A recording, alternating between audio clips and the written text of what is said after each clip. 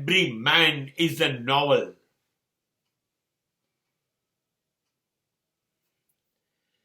દરેક વ્યક્તિ એક પુસ્તક છે, દરેક વ્યક્તિ એક નવલકથા છે.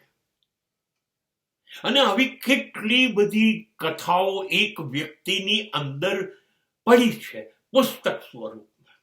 અને આવા અનેક પુસ્તકો જ્યારે એક વ્યક્તિમાં હોય ત્યારે એ વ્યક્તિ એ પુસ્તકાલય બની જાય છે. So man become library, man become novel. અને એકની જુદા જુદા અનુભવોની, જુદી જુદી ઘટનાઓની, જુદા જુદા સમયની જુદી જુદી અનુભૂતિઓની વાતો એક જ જીવનની અંદર શરૂ થાય છે ને પૂરી થાય છે. નવલકથાની જેમ, પુસ્તકની જેમ દરેક વ્યક્તિના જીવનના દરેક પ્રસંગોને વાંચવા પડશે, એને સાંભળવું પડશે.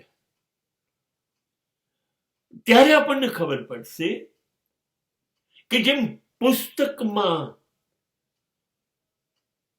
પાનાની સાથે ઘટનાઓ બદલાય, રસ બદલાય, એવી રીતે માનવીનું જીવન પણ જુદા જુદા સમયે જુદી જુદી ઘટનાઓથી વારંવાર પરિવર્તન એમાં આવતું રહે છે, બદલાતું રહે છે.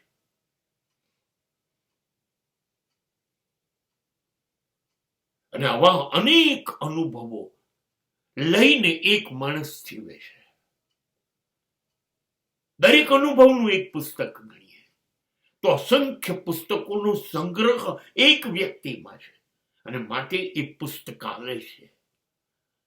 જુદા જુદા રસ એના જીવનમાં, એનું વર્ણન જે છે એ એની જિંદગી છે.